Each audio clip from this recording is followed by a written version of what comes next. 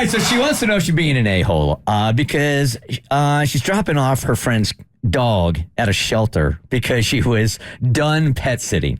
Okay, this comes directly from Reddit. I don't even know how there's any wiggle room here, but let's go ahead and check out the details. From Reddit. I'm 35 and female. I have a friend, 32 and female, who asked me to dog sit her poodle for 2 weeks while she was on vacation with her husband. I had some rough patches with his friend before, but she paid me before to take care of her dog, and my house is big, so I agreed. I really like dogs. I had many throughout the years, and now I have one golden boy named Dorado. But I really hated this dog, peed everywhere, was destructive, picked fights with Dorado, felt entitled to my food while having a full bowl untouched, and even crapped on my bed. When a dog craps on your bed, that's intentional. Sounds like it. That is a... It's a big old FU, right? It is 100% an FU. They know what they're doing. Okay. Yeah, it's a middle paw. After 2 weeks, I called my friend, expecting her to be back in town and come get her little monster back. She never answered. No text, no social media, nada. After trying to reach her on Instagram, I got blocked. I waited for her to appear at my front door, but that never happened. I called her husband. He also ghosted me. Oh, wow. Oh, man. After 10 days of being ghosted, I had enough. Went to a shelter, dropped the dog there. They won't accept pet dogs into the shelter, so I said it was a stray dog. I finally had peace at home, and 1 week later, my friend called me saying that she was coming back for her dog. I blew up at her, asked where the hell she'd been, and then I got tired of waiting, so I dropped the dog at a shelter. She started fighting with me over the phone, saying that it was unfair, that I was putting her dog in danger, and that I could have just waited a little longer. I sent her the shelter address. Some days later, she said that she was going to sue me because she had to buy her dog back. This shelter doesn't sell dogs. Maybe she was charged an adoption fee, she says. She is making my life so much more dramatic right now. Maybe I should have just waited a few more days. Was I wrong for what I did? You're an a-hole.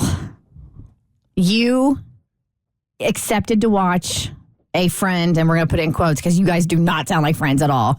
You accepted to watch somebody's dog.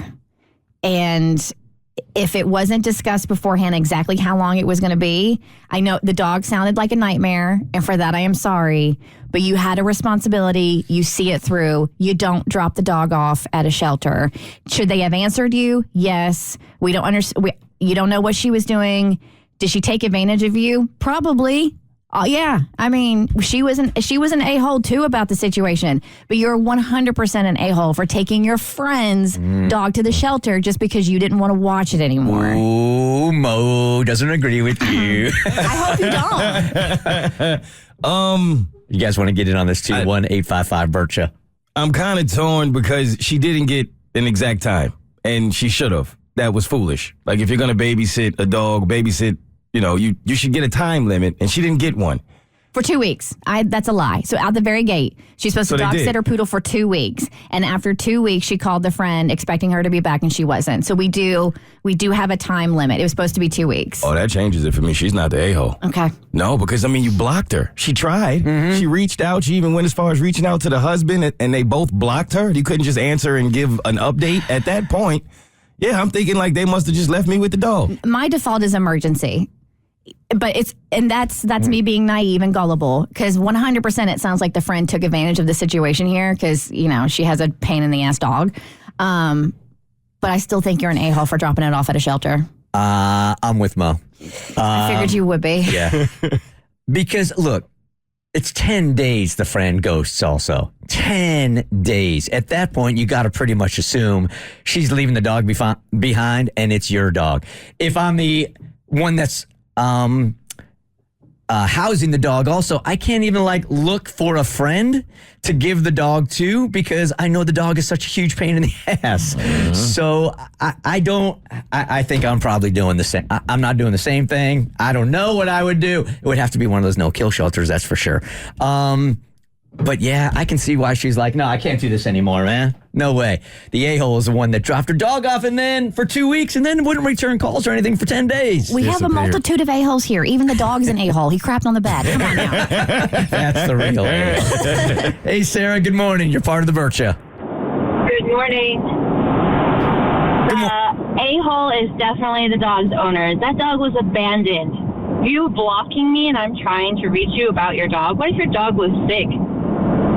Agreed. Yeah. Agreed. But technically, the dog wasn't abandoned because she did come back. She just came back 10 days later. 10 days, Kristen. After 10 blocking days. them. I mean, yeah, how long do you get ghosted before you realize, like, this is now my dog? I have been bailed on. How long are you going to wait? Dog's crapping all over the house. Yeah, you're going to have to get a lot of new sheets. That's the place where that's the place I do my thing. Yeah. What if something happened to the owner, though? That's what I'm saying. You know, I watched the Liam Neeson movie last night. What if she got, like, taken? So, yeah. So they were still able to block you from a basement somewhere? The kidnappers blocked because they didn't want them, they didn't want people. This is one of those instances. I want the other side of the story because she's saying she got blocked. That's fair. And the husband also got kidnapped, right? Because he wasn't returning any calls or anything as well. No, they killed him. Oh, okay. Jeez, Tommy, that Wow. escalated quickly. All right, Tommy's the a-hole. I told you I watched the Liam Neeson movie last night. Danny, good morning. You're part of the Bert Show. Hi. Hi. So a lot of people treat their animals like they are their kids. And if someone leaves a kid in your custody for 2 weeks or any limit of time, and then at the end of that period does not return your phone calls, goes to the extent of blocking you, at some point you have to involve child services. Yes, you can probably call some family members, but for the safety of that child, you have to get child services involved, and most likely they will come and take custody of that child. That's just how it goes. You can't ghost people when you leave your kids or your animals with them and think that they're still going to be there and fine when you come back. Thank you for your call. Appreciate it. I just think about that dog. And even though he was an a-hole too, being in the shelter. It is sad. Right? It is. It does suck. We'll see him on one of those Sarah McLachlan commercials. Are those still? They still come on. Make me sad every damn time. The Bert Show. So, first, thanks for watching. Second, you like what you just watched? That just scratches the surface. Get the Bert Show on any podcast platform. We're so good.